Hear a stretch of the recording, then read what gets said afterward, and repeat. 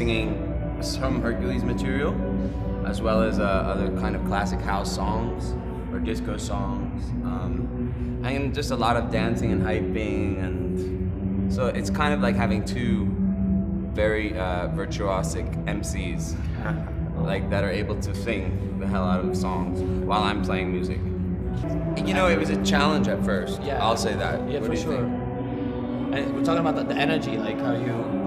Well, I think it kind of started clicking when we just, more like started taking a very improvisational approach to the sound system, where I think a lot of people just prepare their set and pretty much know what we're gonna do. And he's very feely and very he tends to want to see what the crowd is like. So it becomes like, I studied jazz. It really reminds me of that time when I was studying jazz and I had to improvise a lot. And it's like you're really playing in the moment, and it goes back to, I think, the essence a little bit of what house music should be. Like, it's feeling a crowd and giving them what they want, and it has to become sort of like the conversation between you and the audience, I think. Dude, what do you think? Yeah, I think we just get together and it's like a family at Christmas, you know. Things happen and we just have fun. No fights usually. No fight. In the best families. Without the fight, yeah. But I mean, it was challenging at first to have to sort of create, sometimes the stages can be quite big, and it is just three of us, and I'm stuck behind the turntables. But even that, you sometimes come on stage. yeah, even that, I sort of have allowed myself to walk away from the turntables and come up and play with them a bit, and I ask them to come back to the turntables so that it isn't formally like a presentational thing. It's more of like a party vibe, where it ends up being more like, I think we actually achieve almost the exact same energy. Oh my god. There are bad spirits here, I'm sorry to tell you, but something happened in this building. Should I leave it or what? Just put it there. That means people get ready glamorous. to get down tonight. Yeah, I mean, we do. It has the same spirit as a live show. I think we actually do capture it. Baby, you might be like this. Be yourself, baby. You might be who you are.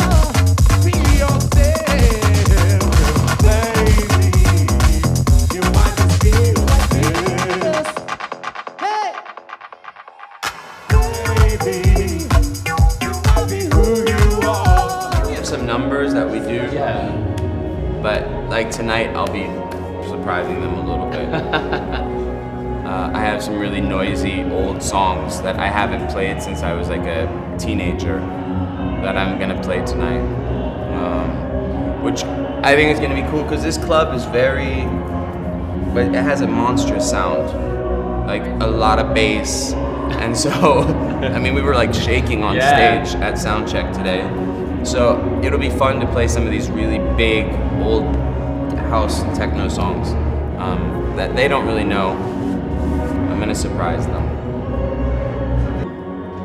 I think that eclecticism is a wonderful thing. When you hear a DJ that takes you to a lot of different places and can play a rock song, a classic rock song, and in the middle of the night, and the whole audience goes with him or her to that place, I think it's a special moment.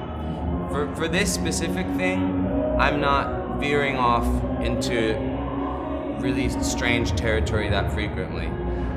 It's more like as I said, a classic house party.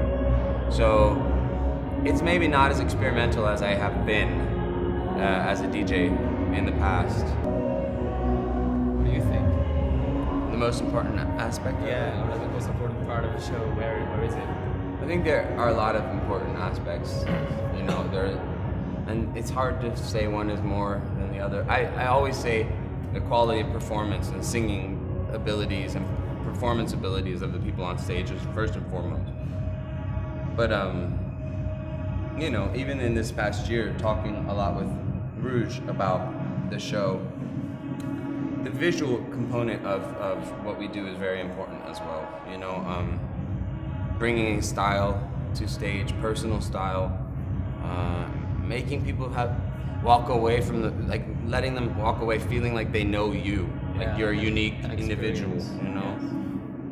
So the visual is very important. think it's important to just have fun. Hey, come and take a sip, yeah. Come and take a sip, yeah. Come and take a sip, long.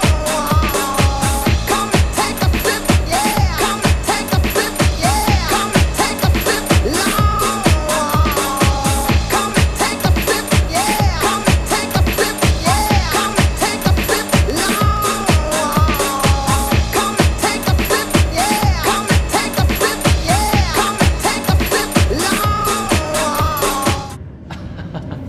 You know, we've never experienced. I don't think we've ever experienced that. The energy is always different, but I never felt like some sort of like they were not interested or there wasn't. No, we kind of forced them to be interested. Yeah, and as I said, we are like a family at Christmas without the fights, but we try to get the crowd like our family, so it becomes an intimate party, even with a whole crowd. But we feel like we know everyone in the club. I think you have to really watch yourself, pace yourself, because this can be a very exhausting lifestyle. I mean, I needed breaks. Yeah, no. I mean, and if you don't take care of yourself, if you don't make sure to eat, if you don't make sure to drink more than just alcohol, then